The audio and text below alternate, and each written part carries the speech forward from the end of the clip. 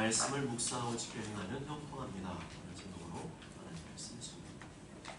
2023년 한 해를 잘 마무리하게 하시고 2024년 새해를 맞이할 수 있도록 여기까지 인도하신 하나님께 영광의 박수를 올려드립니다. 네, 감사합니다. 영광을 받으시옵소서.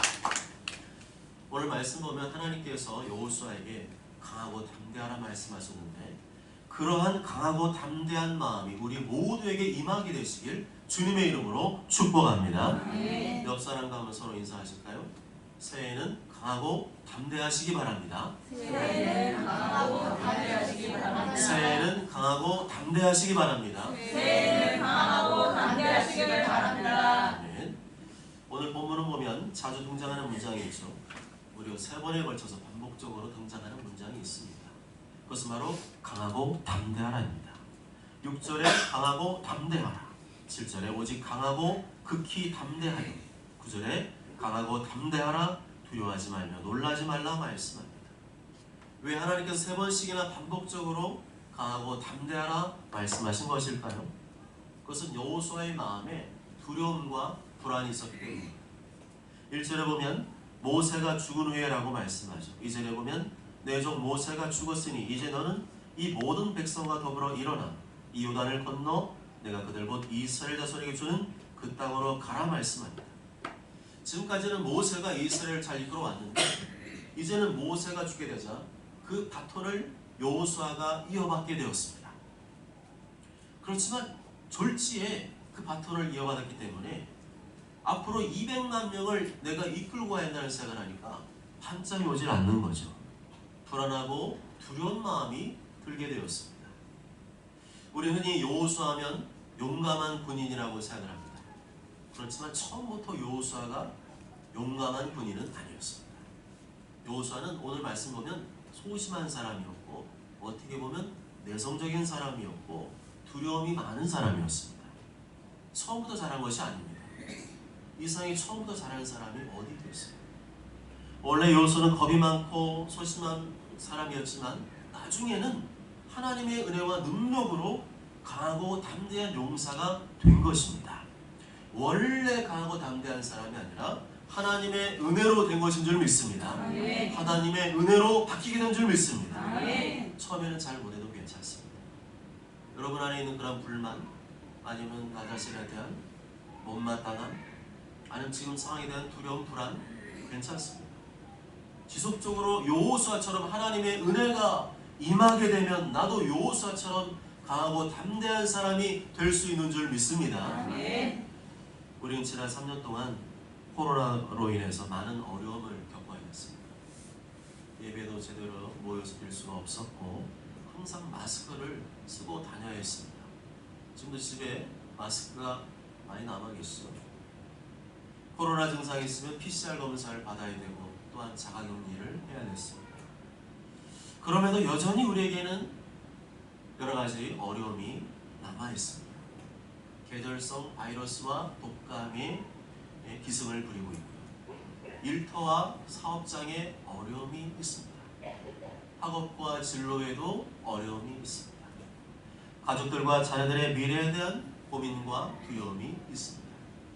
그럼에도 불구하고 오늘 말씀 보면 소망이 생기죠.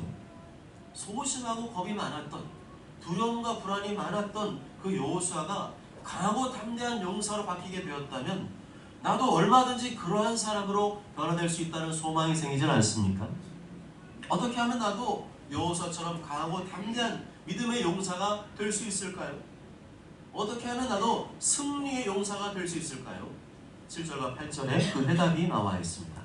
7절과 8절 다 함께 읽습니다. 시작. 오직 강하고 극히 담대한 나의 종 모세가 내게 명령한 그 율법을 다 지켜 행하라.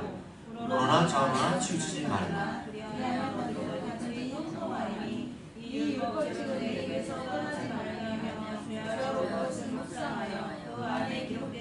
다 지켜 행하라. 그리하면 내 길이 형통하게 될 것이며 내가 형통하리라. 아멘. 어떻게 하면 된다고요? 율법책, 곧 하나님의 말씀을 주야로 부지런히 묵상하며 그 안에 기록된 대로 다 지켜 행하면 된다고 하셨습니다.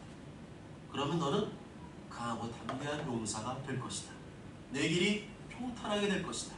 내 길이 형통하게 될 것이다. 아멘. 아멘. 결국 강하고 담대한 믿음의 용사가 되는 비결. 지금 나의 연약한 믿음, 소심한 믿음을 벗겨버리고 강하고 담대한 믿음의 용사가 되고 가나안 땅을 차지하게 되고 내 앞길이 평탄하고 형통한 길로 열리게 되는 비결이 어디에 있다는 거죠? 하나님의 말씀에 있다는 것입니다. 올 2023년도 얼마나 하나님의 말씀을 사랑하고 묵상하셨습니까? 그렇다면 오늘 이 자리에서 우리가 결단해야 됩니다. 오늘 이 말씀이 내년도 우리가 살아가야 될 방향을 주는 말씀이지 않습니까? 하나님의 말씀을 우리가 묵상하면, 주야로 묵상하면, 부지런히 묵상하면, 하나님의 말씀 다 지켜 행하면 하나님께서 어떻게 하신다고요?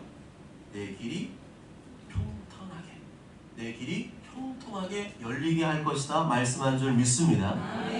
그래서 우리는 오늘 말씀대로 오늘 하나님 이렇게 말씀한 거죠. 여호수아야, 너 딴 거 신경 쓰지 말고 하나님의 말씀을 주야로 부지런히 묵상을 해라. 아멘. 부지런히 말씀을 묵상해라. 그리고 그 안에 기록된 대로 네가 다 지켜 행하면 돼. 그럼 내가 도와줄게. 그러면 가나안 땅 들어가게 해줄게. 형통하게 해줄게. 세상에 때묻은 내 생각, 감정, 판단 다 갈아엎고 하나님의 말씀으로 새롭게 완전 무장을 하라는 것이죠. 사탄 마귀가 계속해서 의심의 불화살, 낙심의 불화살, 불안의 불화살, 불신앙의 불화살, 두려움의 불화살, 원망과 불평의 불화살을 끊임없이 쏘아댄다 할지라도 하나님의 말씀으로 완전 무장하면 그 불화살이 튕겨나가고 하나님의 말씀을 지키게 되고 하나님 말씀대로 행하는 삶을 살 수 있게 된다는 것입니다. 우리가 볼 때는 전쟁에서 이기려면, 가나안 땅을 차지하려면 더 많은 무기를 준비해야 되고 더 열심히 군사훈련을 해야 된다고 생각을 하지만 그게 전부가 아니라는 거죠. 그것도 해야 되지만 그것만으로는 안 된다는 겁니다. 왜냐하면 가나안 땅은 칼과 창으로 전쟁에서 차지하는 땅이 아니라 강하고 담대한 믿음으로 순종하여 들어갈 때 얻을 수 있는 땅이고, 가나안 땅은 우리의 힘과 노력으로 얻을 수 있는 땅이 아니라 하나님께서 주시는 땅이고 하나님께서 차지하게 하시는 땅이라고 말씀했기 때문입니다. 6절 다 함께 읽습니다. 시작. 강하고 담대하라. 너는 내가 그들의 조상에게 맹세하여 그들에게 주리라 한 땅을 이 백성에게 차지하게 하리라. 아멘. 하나님이 차지하게 해준다는 거죠. 내 노력과 애씀으로 얻는 땅이 아니고 하나님께서 이루어주시는 땅, 차지하게 해주시는 땅이라는 것입니다. 에덴 동산을 생각해 보실까요? 하나님께서 에덴 동산을 아담과 하와에게 주셨죠. 에덴 동산은 전쟁에서 얻은 땅입니까? 아니죠. 자기들이 노력해서 얻은 땅입니까? 아닙니다. 그냥 하나님께서 사랑해서 주신 땅이에요. 그런 땅을 얻으라는 겁니다. 아멘. 하나님이 날 너무 사랑해 주시는 땅을 얻으라는 거예요. 하나님은 땅에 대한 약속을 많이 기록해 놓으셨거든요. 성경에 보면 구약에도 있고 신약에도 있습니다. 마음이 온유한 자는 땅을 기업으로 차지하게 될 것이라 말씀하는데, 거기서 말하는 온유함이 뭔지 아십니까? 모세에게 말씀한 온유함입니다. 근데 모세가 뭘 온유했나요?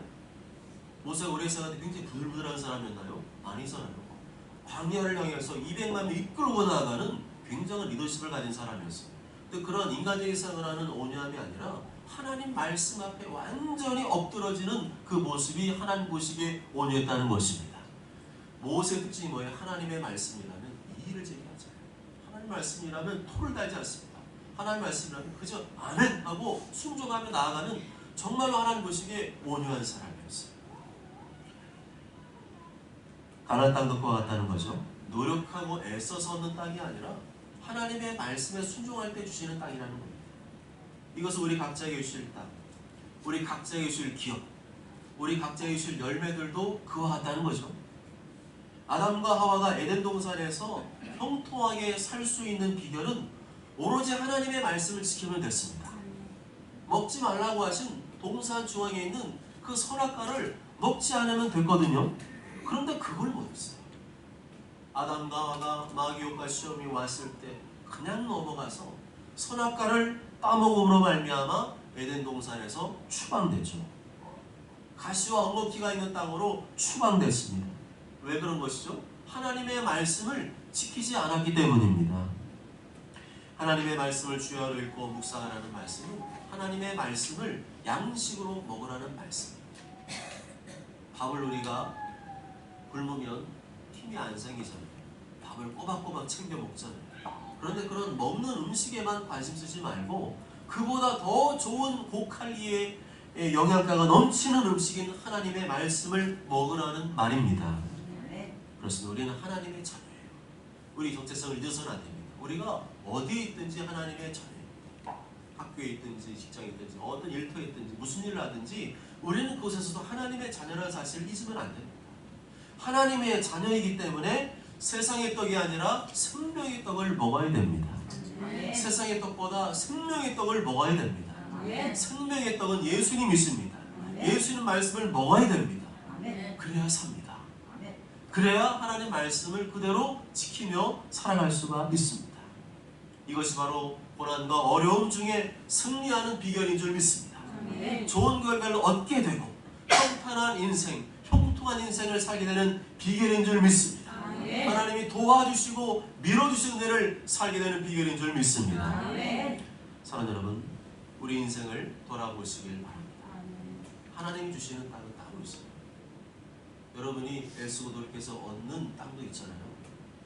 그거는 내가 애쓰고 또 노력해서 얻은 땅이라고 할 수 있다면 그 땅 말고 하나님이 주시는 땅이 있다니까요.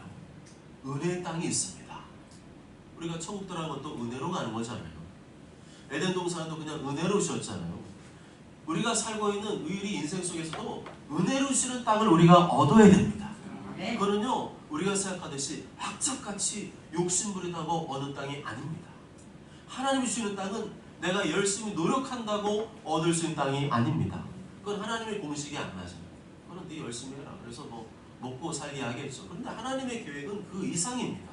하나님이 주시는 땅, 하나님이 주시는 기업, 하나님이 주시는 열매, 하나님이 주시는 결과가 있습니다. 하나님이 그냥 밀어주시는 거죠. 하나님이 도와주시고 밀어주시고 되게 하시고 잘 되는 것은 더 잘 되게 하시는 하나님의 보너스의 은혜가 있습니다. 그러려면 하나님께 잘 보여야 됩니다. 이 땅은 하나님께 잘 보여야만 얻을 수 있는 땅이에요. 하나님의 말씀을 주야로 묵상하고 기록한 대로 지켜 행하면 얻을 수 있는 땅. 하나님의 말씀을 굳게 믿고 담대하게 강하게 담대한 마음으로 순종하여 얻을 수 있는 땅을 말합니다. 그래서 하나님의 자녀가 하나님의 말씀을 제껴두고 잘 되길 바라는 것은 불신앙입니다. 하나님의 자녀가 자기 열심과 노력으로만 잘 되길 바라는 것은 불신앙입니다. 하나님의 자녀는 하나님 아버지의 말씀을 사랑하는 사람이잖아요. 하나님 아버지의 말씀을 듣고 순종하고 지켜 행하는 사람이 하나님 자녀잖아요. 그래야 할 때 주시는 땅이 있다는 겁니다. 할렐루야. 그 땅을 취하시길 바랍니다. 그 땅을 얻으시길 바랍니다. 우리는 잘 모를 수 있어요. 나도 그 땅이 뭔지를 모를 수 있어요. 근데 하나님의 계획이 있어요. 내가 열심히 노력하고 얻는 땅, 그 땅 말고 하나님 주시는 땅이 있습니다. 나는 그냥 순종했는데 말씀대로 살았는데 그걸 기뻐하셔서 그걸 보시고 넌 합격! 해가 주시는 땅이 있다는 것입니다. 그렇게 하나님 말씀을 사랑하며 살면 성령님이 역사하죠. 그럴 때 어려운 고난이 와도 이길 수 있고 그 중에도 열매를 거두게 하시고 형통케 하신 역사가 있는 줄 믿습니다. 오직 저런 모두가 2024년 새해는 하나님의 말씀을 내가 부지런히 읽고 듣고 묵상하리라 결단하시길 바랍니다. 다 내가 지켜서 행하리라 결단하시길 바랍니다. 그로 말미암아 하나님이 도와주시는 하나님의 은혜의 땅, 안 되는 것은 되게 하시고 되는 것은 더 잘 되게 하시는 형통의 역사가 임하게 되시길 주님의 이름으로 축복합니다. 아멘.